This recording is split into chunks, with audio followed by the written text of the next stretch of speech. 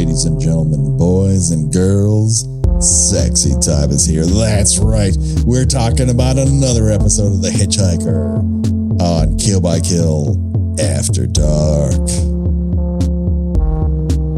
Well, greetings and salutations, Internet. It's your old pal, Patrick Hamilton, coming to you once again from my lakeside chateau. This is the Kill by Kill podcast, where usually we're talking about horror movie characters, but for the month of February, we're keeping it erotic as we talk about the Hitchhiker in our off weeks.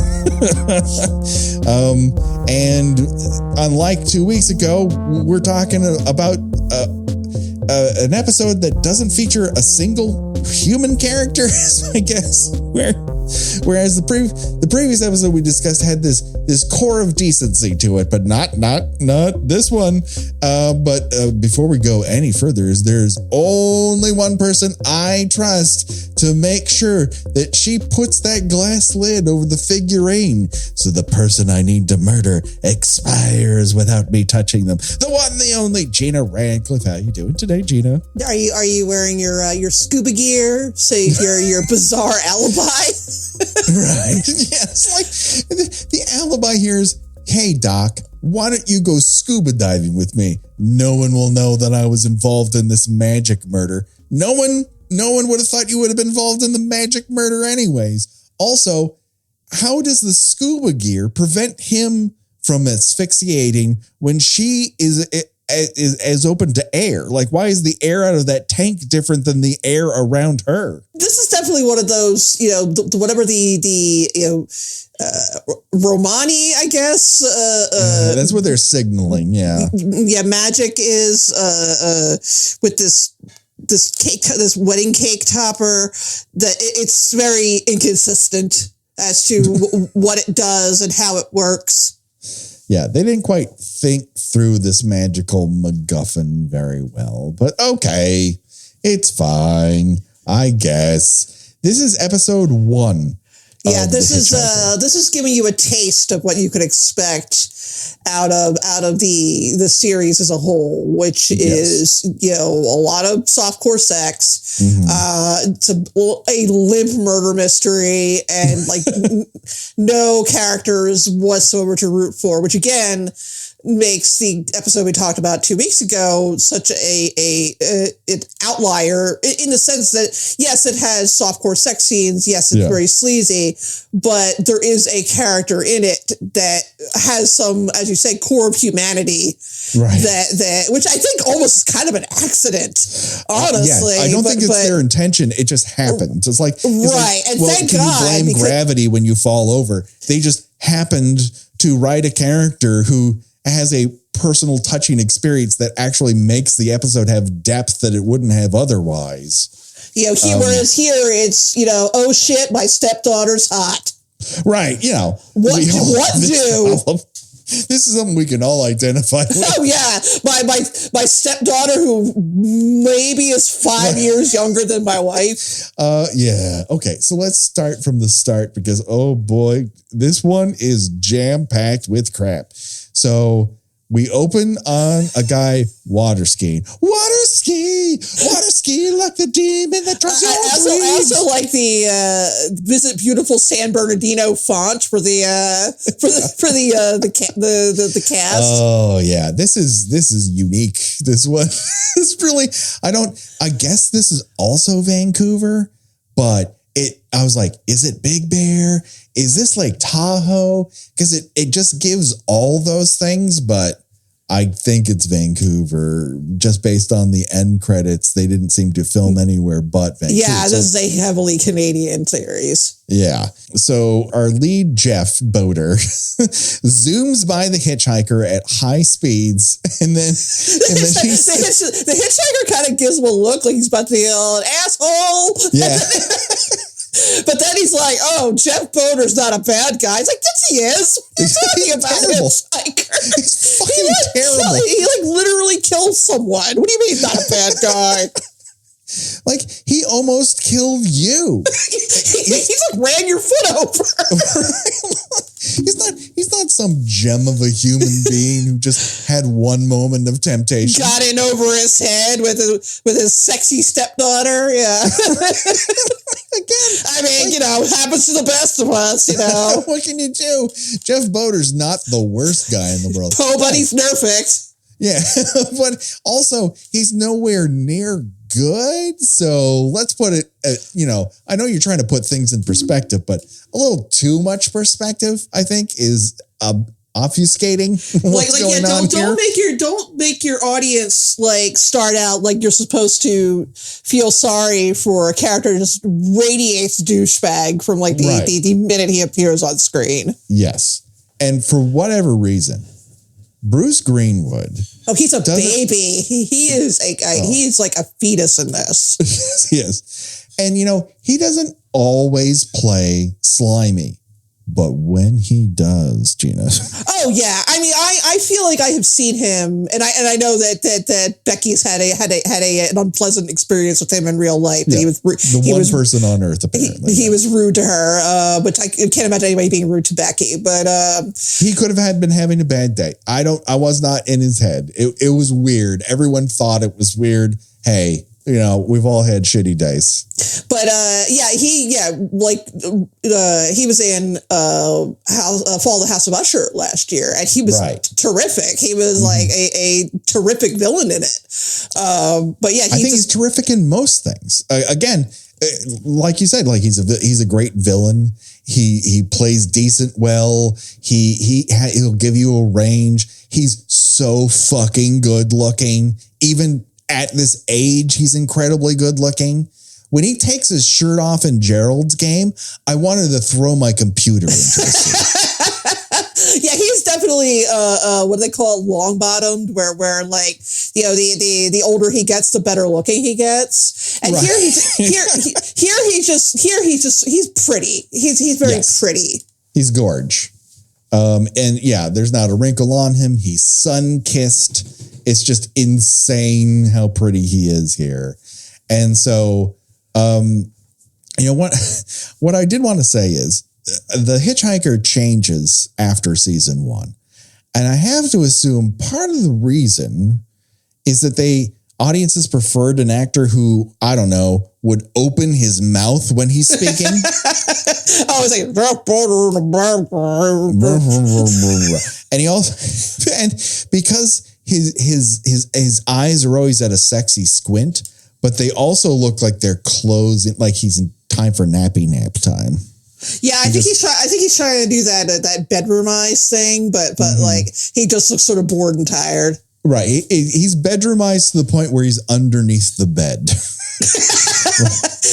He's tucked in and ready to go night night. He's underneath that blankie. It's pulled up all the way over his nose. It's time for sweepies. He is honk shoeing.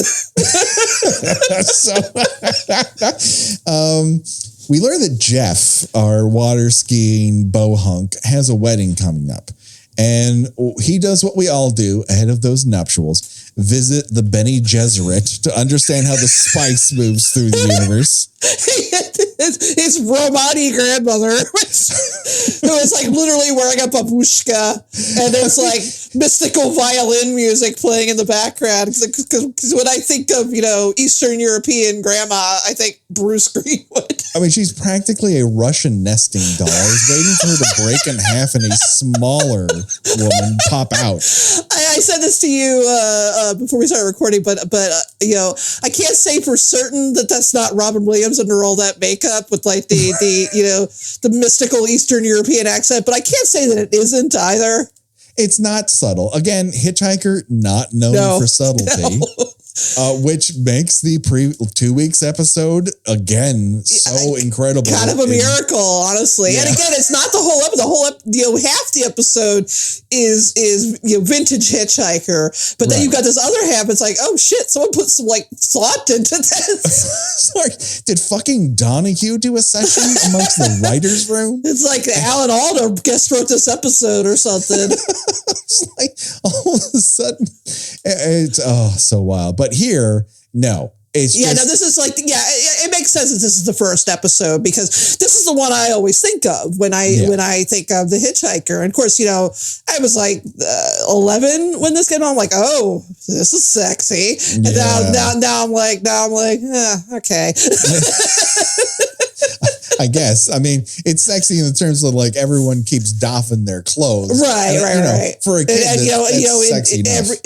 Just hanging around the house, she's got like the full like garter and teddy and all underneath her regular clothes. Yeah. So Grandma is like giving him these. He's like visits the old country, so like she can like give him this like enchanted cake topper. And you have to make sure that your soul is pure, Jeff. Like, what? Jeff coming out of this woman's mouth makes it even weirder that they're related. Jeffy. And he's like, all right, Grandma. He's practically making the jerking off gesture, like talking to her. Because the other thing is, they don't. It just casting Bruce Greenwood in every other aspect of this role makes complete sense. But the related to a Romani woman from the old country. Yeah, I don't know why they I don't know why they just couldn't have a scene where he goes to like an antique shop or something and buys this cake topper as a gift for his bride to be. Or it arrives in the mail from a distant relative with a note. Because if there's one thing that Greenwood lacks, it is an old European appeal. He does not look like he has roots in the old country. No, he looks like he knew how to tie up a yacht before he knows how to tie up his shoes. I mean, it's just, if anyone in this segment has the ability to get into a whites only country club, it is Bruce Greenwood. Yeah, he really missed his calling in playing a number of fraternity bullies in various 80s comedies. Yes.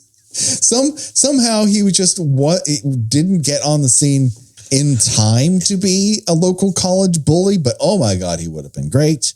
Missed opportunity. But Jeff races home in an old-timey, expensive car to meet Jackie. She's young-ish. She's beautiful. She's got huge tracts of land, and they're all over one another. And then she's like, take me to bed, Jeff of the old country. And he's like, will do. Get in the bedroom. Show me your mysterious Romani lovemaking ways. And this is when it dawns on me. Oh, he's a boy toy. Okay, all right. I get it. And then they get into the bedroom and there's a fucking talking bird. And let me tell you something. I'm not single anymore, nor do I want to be, but all the single people out there, if there is a red flag, it is a talking bird in a bedroom. Yeah, that bird needs to be in the other room. Needs to be elsewhere. I'm not saying no one should be able to own a bird whatever. Nobody needs to have a bird offering Howard Cosell commentary while they fuck him. So, and again, like it was only a couple months ago we were talking about Amityville 4, and there's another fucking talking bird who's causing trouble. And of course we've got the best talking bird of all, the visitor. Right. Pretty bird, let me claw your fucking eyes out. So, they make serious love, and when he takes off his pants, you get a little shot of Mr. Greenwood, if you know what I mean. Yeah, there's definitely some pube action, and then if you look long enough, a little more than that. Oh yeah, you get a little shaft. I mean, you're not getting the whole thing. I wish we gotten the full salt burn, but for whatever reason, we're denied. Again, were you hoping for a scene in which Bruce Greenwood, after he offs the wife, just starts dancing through the house starkers to murder on the dance floor? I do. Yeah, honestly, it would have been a great reference to To a movie that came out 40 years in after advance the of movie with the Teenage Girl's Fate. 20 years in advance of the song. I just think, we have ask your local AI robot to make it happen. Make a naked Bruce Greenwood dance around the house to Murder on the Dance Floor. Sure, his hands are going to be weird, but maybe it'll get the penis right. We don't know. Why does he have 3 penises? Oh, this is the future of entertainment. This is what people want. So, they are all having dinner together, Jeff and Jackie and Peter, Dr. Peter, and he seems real fun. Like, I'd like to gossip with him, but I also know that he'd read me for filth once I leave the room. I was going to say, yeah, he's definitely talking shit about you behind your back. Like, you're barely out of the room. He's just he is just making comments about what you're wearing. Right. And he's like, oh, nice sweater. Exactly. And then she goes, we went shopping. And he gives a look like, right, girl, right. Of course you did. Of course you took this bumfuck shopping, because I don't think he can shop on his own for anything other than the water skis. Like, oh my God, what the fuck is this Grand Dame doing in this episode? All right, sure, why not? Why not add it to the fucking list? But in walks Pamela. She's actually young. She's beautiful. One day she'll inherit huge tracts of land. And also she wants to get into Jeff's pants. Yeah, she's like, and I've used this phrase before. She's immediately undressing him with her eyes, then redressing him, then undressing him again. Yeah, just a little more slowly and more sensually this time. Rehearsal makes for a good show. So Jackie and Pamela, while Pamela is the stepdaughter, they appear to be in a hair helmet competition. It's like they're wearing football helmets underneath their hair. Yeah, this was, like I said, you could tell that this was an mid-'80s program, because just the massive heights that the actress's hair gets to. It's remarkable. Yeah. And then, I've seen some really fraught silences, but I've seen ad break bumpers on Days of Our Lives that have less drama than the silences at this table. It's just, holy shit, you all hate one another. Yeah, Pamela doesn't do much facially except make fuck eyes and shoot daggers out of her eyes to other people. Yeah. It's the opposite of smizing is what she's good at. Cut to a pool with a window. Yes, apparently the pool they have has a window that cuts to a sauna that Bruce Greenwood is using. If you want to watch other people swim. Sadly, he has a towel, unfortunately. But he sees her in the pool and he's like, okay, time to go upstairs and go to the jacuzzi. And so Pamela walks in and it's like, so you're marrying my stepmom. Let's bone. And she just takes off her bikini and he's like, she's in the other room. And Pamela's like, that makes it hotter. Okay, you're still going to have weird, dry jacuzzi sex, but don't. No. We've had to say this so many times, and we'll probably got to say it several more times while we're doing this all after dark February. Yeah, but I guess the sex is so good they are just locked into one another. Cut to what I thought was the rehearsal for their wedding, because people are like moving the cake and moving flowers. And then the minister of the peace is like, all right, you may kiss the bride. And they're married. And you're like, why are they so disorganized? Why are they carrying flowers in the middle of the ceremony? Yeah, I was going to say that all that stuff should have been there already. Yeah. It's like, this does not bode well for this marriage, but okay. If you're wondering, it's true. Jackie's wedding dress does come from the Dowager Aunt collection. Yeah, but the funny, I don't think that this actress playing Jackie is probably older than 40. Yeah. And granted, people did look a little older back then. but they're trying to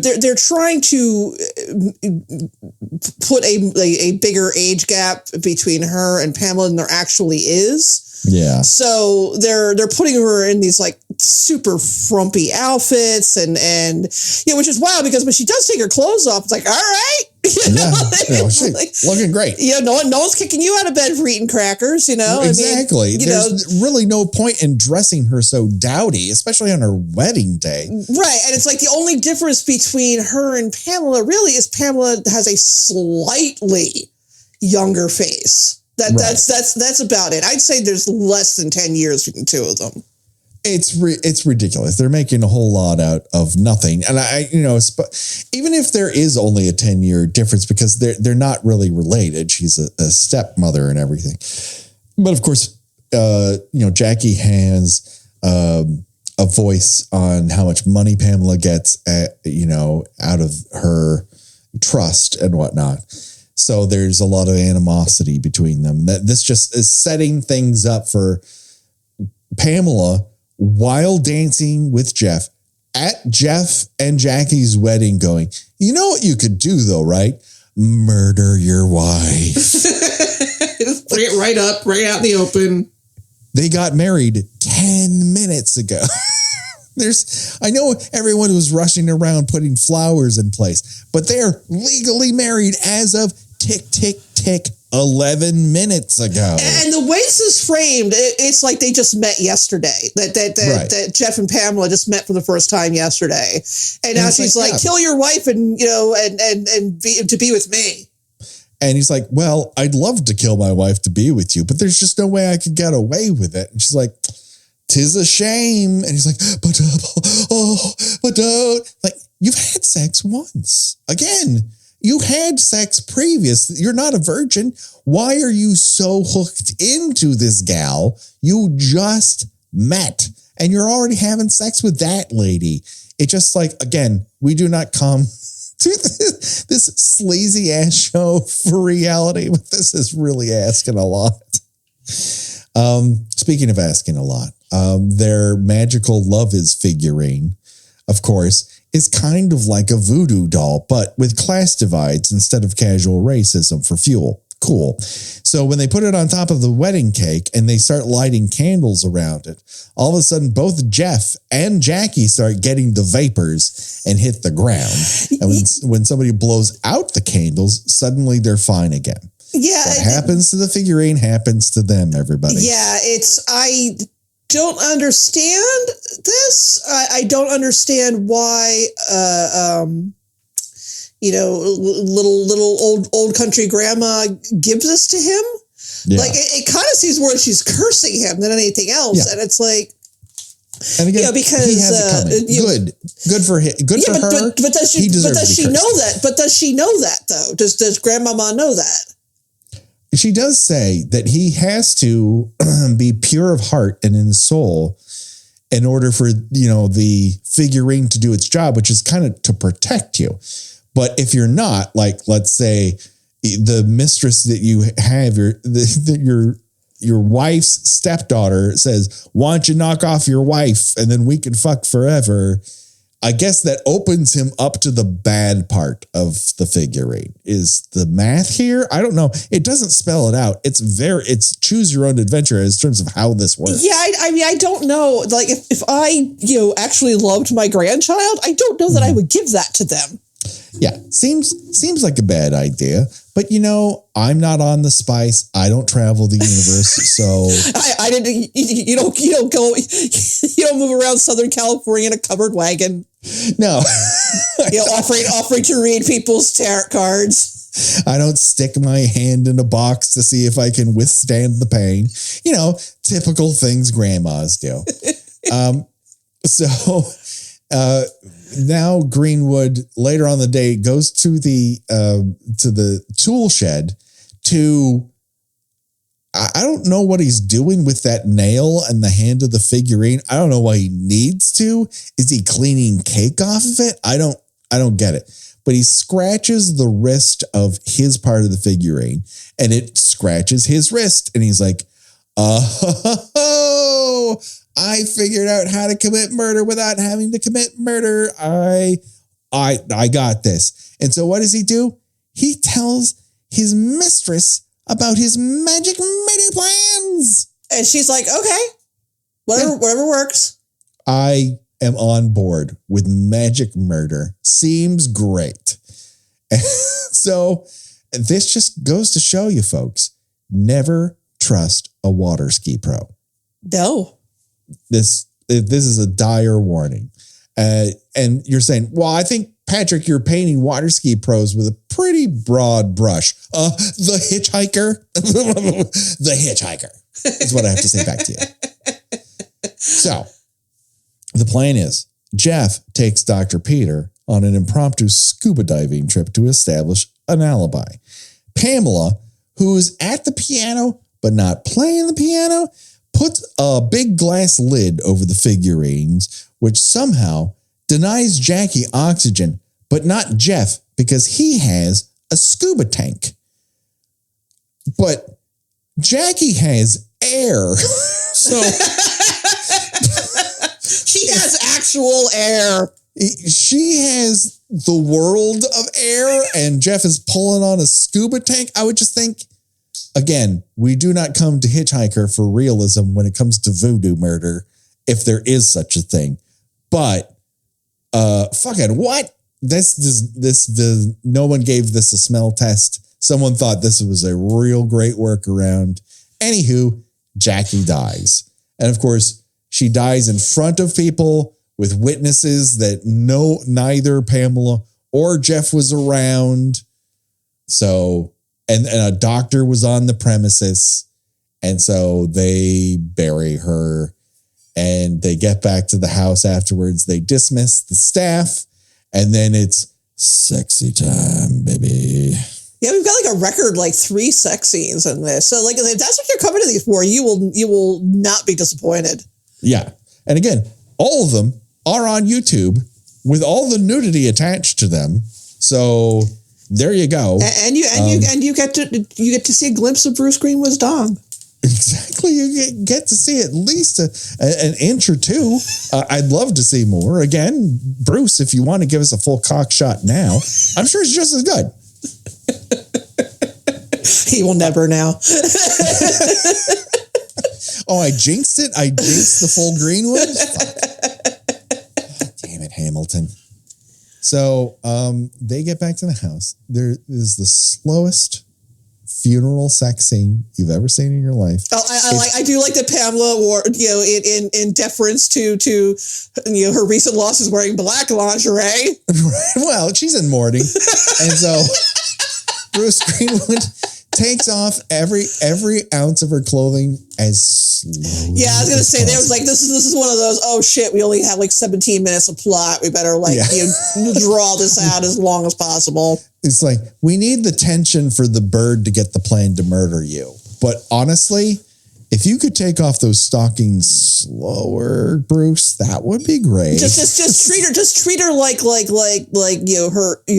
her skin is really irritated and you're trying to gently remove her clothes. Right. It's like a game of Operation. She's got sun. You guys went water skiing. She got really sunburned. When he pops her bra from the front, and so she's lying back on top of it, she doesn't move at all to help the removal of the bra from underneath her. She just lays like a sack of clothes, which also doesn't make it very passionate. She's just like, this is happening. Again, you come in murder to have one another. Like, put some effort into it. It's like, oh, I was expecting so much more afterwards. No, I just feel kind of empty. And then if it wasn't sexy enough, Bruce Greenwood mounts her and begins to have sex with her with his pants on. Which, folks, again, like the jacuzzi thing, don't have sex with somebody with your dick poking out through a zipper, because that zipper is going to hit you. That's going to hit your partner.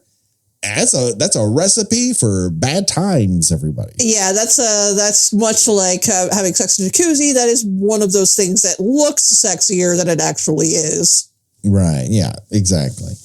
So while they're having, hot after funeral pants on sex, hot morning sex, hot bereavement sex, the bird's like, you know what? I'm out. The bird's I'm like, out of this cage. not on my fucking watch. No. Like, I've been watching you the whole fucking time. I know your deal. I also know this love is figurine magic. And it wanders over there. Imagine if they were like the love is. That would make it so much better. 2 little naked babies. Just naked babies and claws, and all of a sudden blood spurts out of your fucking shoulder. Or Precious Moments. Just the scariest naked married babies you're ever going to see on screen. And so the bird goes over and starts clawing the shit out of that figurine. And Bruce Greenwood's like, oh my God, my shoulder, blood, blood, blood. Oh my God, my eyes, blood, blood, blood. And he wanders outside and starts tripping down the stairs, and the bird, tosses the figurine over and it shatters on the ground. Then Bruce Greenwood, as he's tumbling down the stairs, shatters into a million pieces. Like if you've ever seen Top Secret, and the part where chocolate mousse, chocolate mousse, punches the soldier, and the soldier like falls off the tower and smashes like poured like ceramic. That's exactly what happens. That's exactly what happens here. Like, scariest ending ever, right? And HBO's like, I can't add enough zeros to this check. I'm sorry. I'm that hard. My penis is in the way. This is great, everybody. 1 million seasons of this. This is everything we've wanted. We're never going to have a better horror anthology series than The Hitchhiker. Nope. This is it, folks. We did it. Just wrap it up. We're all going to be talking about The Hitchhiker for the rest of our days. And yeah. Pamela comes out. She's just sort of like, that's weird. Like, right. walks away. It's really good. It's going to be a toughie for Vancouver CSI. It comes to this scene like, no, let me get this straight. You two in the middle of sex after his wife, your stepmother's funeral, which he had nothing to do with. You're having sex. He's like, ouch, blood spurts all over you.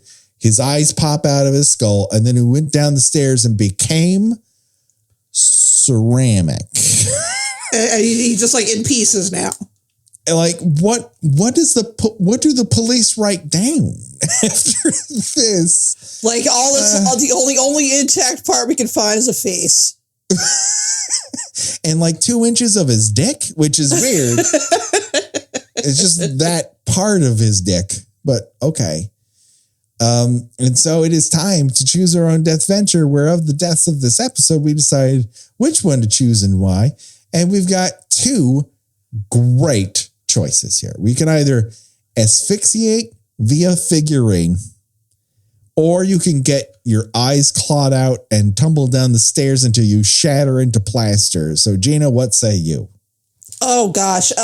You know what? I told you that every time I trip, I feel like I am in fact going to fall down and shatter into about 27 pieces. Yeah. So I don't know if I want this death, but I feel like this one is the most plausible for me. So I'm going to shatter like a ceramic vase. Yeah. I've taken a couple tumbles in the last 5 years and landed on my face. And I'll be honest with you, every time I'm thinking, this is the way I'm going to go. This is it. And because had a good run. I am not graceful. So it's like I land on my face or I land on my hands. Either way, it's going to feel good. Well, the one time I did it, I was stepping off of a sidewalk and my hands were in my jacket. This overcoat. It looked great. But yeah, I couldn't get my hands out of my jacket. So I had to turn my body to the side to avoid complete disaster. So I had that level of grace. But the other time I tripped on my dog's leash and fell right on my fucking nose. Oof.